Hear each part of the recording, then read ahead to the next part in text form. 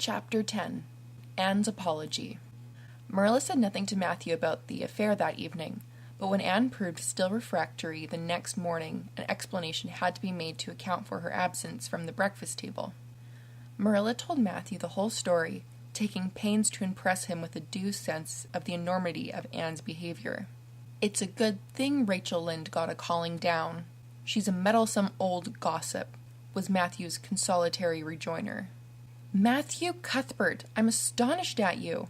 You know that Anne's behavior was dreadful, and yet you take her part. I suppose you'll be saying next thing that she oughtn't to be punished at all." "Well now, no, not exactly," said Matthew uneasily. "I reckon she ought to be punished a little. But don't be too hard on her, Marilla. Recollect she hasn't had anyone to teach her right. You're going to give her something to eat, aren't you?" "When did you ever hear of me starving people into good behavior?" demanded Marilla indignantly. "She'll have her meals regular, and I'll carry them up to her myself. But she'll stay up there until she's willing to apologize to Mrs. Lynde, and that's final, Matthew." Breakfast, dinner, and supper were very silent meals, for Anne still remained obdurate. After each meal, Marilla carried a well-filled tray to the east gable and brought it down later on, not noticeably depleted. Matthew eyed its last descent with a troubled eye. Had Anne eaten anything at all? When Marilla went out that evening to bring the cows from the back pasture, Matthew, who had been hanging about the barns and watching, slipped into the house with the air of a burglar and crept upstairs. As a general thing, Matthew gravitated between the kitchen and the little bedroom off the hall where he slept. Once in a while he ventured uncomfortably into the parlor or sitting room when the minister came to tea, but he had never been upstairs in his own house since the spring he helped Marilla paper the spare bedroom, and that was 4 years ago. He tiptoed along the hall and stood for several minutes outside the door of the east gable before he summoned courage to tap on it with his fingers and then open the door to peep in. Anne was sitting on the yellow chair by the window, gazing mournfully out into the garden. Very small and unhappy she looked, and Matthew's heart smote him. He softly closed the door and tiptoed over to her. "Anne," he whispered, as if afraid of being overheard. "How are you making it, Anne?" Anne smiled wanly. "Pretty well. I imagine a good deal, and that helps to pass the time. Of course, it's rather lonesome, but then I may as well get used to that." Anne smiled again, bravely facing the long years of solitary imprisonment before her. Matthew recollected that he must say what he had come to say without loss of time, lest Marilla return prematurely. "Well now, Anne, don't you think you'd better do it and have it over with?" he whispered. "It'll have to be done sooner or later, you know, for Marilla's a dreadful determined woman. Dreadful determined, Anne. Do it right off, I say, and have it over." "Do you mean to apologize to Mrs. Lynde?" "Yes, apologize. That's the very word," said Matthew eagerly. "Just smooth it over, so to speak. That's what I was trying to get at." "I suppose I could do it to oblige you," said Anne thoughtfully. "It would be true enough to say I am sorry, because I am sorry now. I wasn't a bit sorry last night. I was mad clear through, and I stayed mad all night. I know I did, because I woke up 3 times, and I was just as furious every time. But this morning it was all over. I wasn't in a temper any more, and it left a dreadful sort of goneness, too. I felt so ashamed of myself, but I just couldn't think of going and telling Mrs. Lynde so. It would be so humiliating. I made up my mind I'd stay shut up here forever rather than do that. But still, I'd do anything for you, if you really want me to." "Well now, of course I do. It's terrible lonesome downstairs without you. Just go and smooth it over. That's a good girl." "Very well," said Anne resignedly. "I'll tell Marilla as soon as she comes in that I've repented." That's right, Anne. But don't tell Marilla I said anything about it. She might think I was putting my oar in, and I promised not to do that." "Wild horses won't drag the secret from me," promised Anne solemnly. How would wild horses drag a secret from a person anyhow? But Matthew was gone. Scared at his own success, he fled hastily to the remotest corner of the horse pasture, lest Marilla should suspect what he had been up to. Marilla herself, upon her return to the house, was agreeably surprised to hear a plaintive voice calling Marilla over the banisters. "Well," she said, going into the hall, "I'm sorry I lost my temper and said rude things, and I'm willing to go and tell Mrs. Lynde so." "Very well." Marilla's crispness gave no sign of her relief. She had been wondering what under the canopy she should do if Anne did not give in. "I'll take you down after milking." Accordingly, after milking, behold Marilla and Anne walking down the lane, the former erect and triumphant, the latter drooping and dejected. But halfway down, Anne's dejection vanished, as if by enchantment.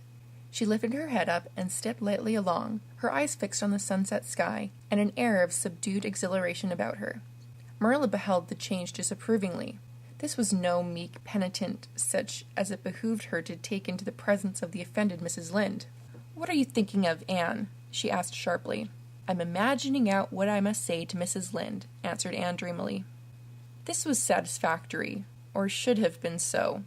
But Marilla could not rid herself of the notion that something in her scheme of punishment was going askew.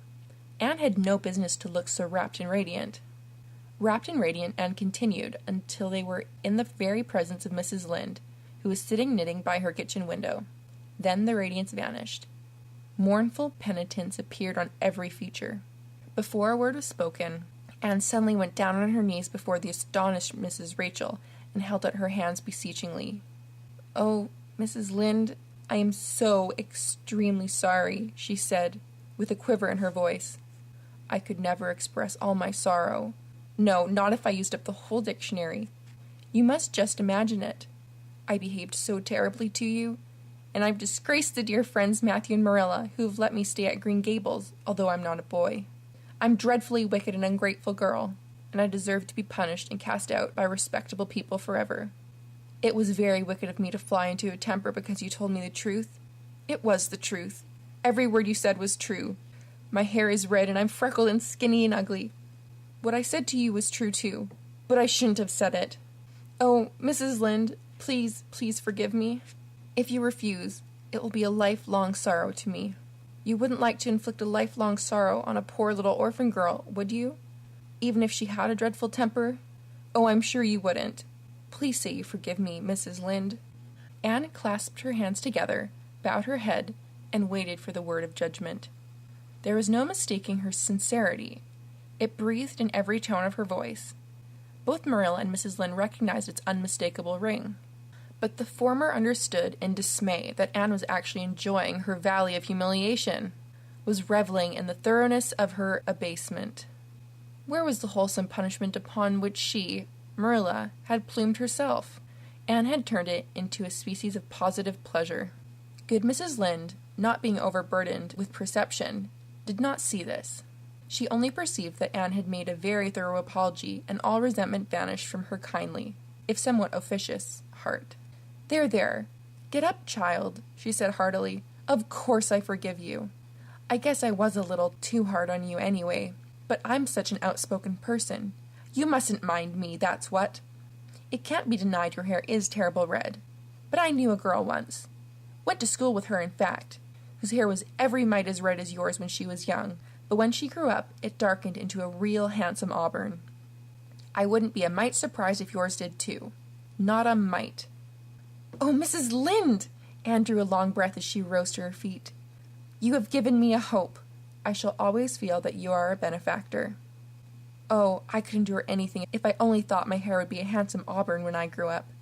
It would be so much easier to be good if one's hair was a handsome auburn, don't you think? And now may I go out into your garden and sit on that bench under the apple trees while you and Marilla are talking? There is so much more scope for imagination out there." "Laws, yes, run along, child, and you can pick a bouquet of them white June lilies over in the corner if you like." As the door closed behind Anne, Mrs. Lynde got briskly up to light a lamp. "She's a real odd little thing. Take this chair, Marilla. It's easier than the one you've got. I just keep that for the hired boy to sit on.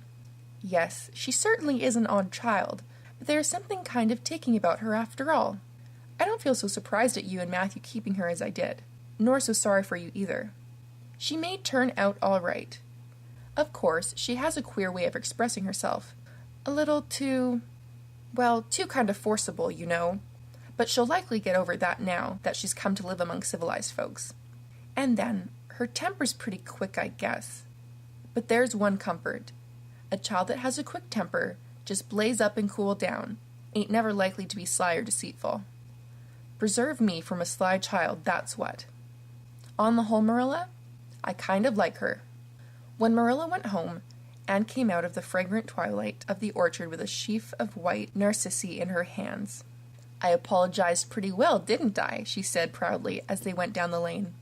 I thought since I had to do it, I might as well do it thoroughly. You did it thoroughly all right enough, was Marilla's comment. Marilla was dismayed at finding herself inclined to laugh over the recollection. She had also an uneasy feeling that she ought to scold Anne for apologizing so well. But then, that was ridiculous. She compromised with her conscience by saying severely, I hope you won't have occasion to make many more such apologies. I hope you'll try to control your temper now, Anne. That wouldn't be so hard if people wouldn't twit me about my looks, said Anne with a sigh. I don't get cross about other things, but I'm so tired of being twitted about my hair, and it just makes me boil right over. Do you suppose my hair will really be a handsome auburn when I grow up? You shouldn't think so much about your looks, Anne. I'm afraid you are a very vain little girl. How can I be vain when I know I'm homely? Protested Anne. I love pretty things, and I hate to look in the glass and see something that isn't pretty. It makes me feel so sorrowful, just as I feel when I look at any ugly thing. I pity it because it isn't beautiful. Handsome is as handsome does, quoted Marilla. I've had that said to me before, but I have my doubts about it, remarked skeptical Anne, sniffing at her narcissi. Oh, aren't these flowers sweet? It was lovely of Mrs. Lynde to give them to me. I have no hard feelings against Mrs. Lynde, now. It gives you a lovely, comfortable feeling to apologize and be forgiven, doesn't it? Aren't the stars bright tonight?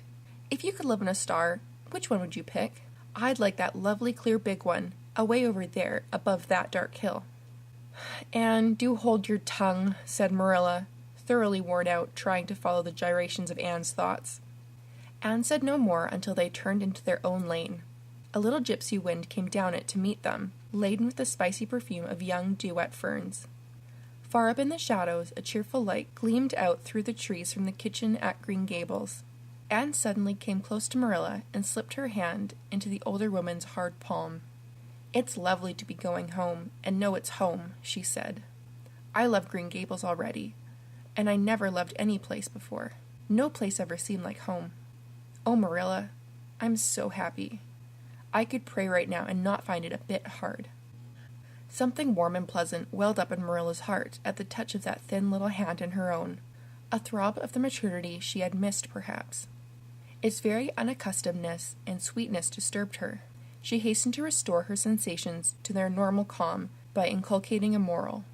If you'll be a good girl, you'll always be happy, Anne, and you should never find it hard to say your prayers. Saying one's prayers isn't exactly the same thing as praying, said Anne meditatively.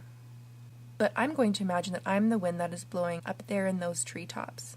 When I get tired of trees, I'll imagine I'm gently waving down here in the ferns, and then I'll fly over to Mrs. Lynde's garden and set the flowers dancing. And then I'll go, with one great swoop, over the clover field, and then I'll blow over the lake of shining waters and ripple it all up into little sparkling waves. Oh, there's so much scope for imagination in a wind. So I'll not talk any more just now, Marilla. Thanks be to goodness for that, breathed Marilla in devout relief.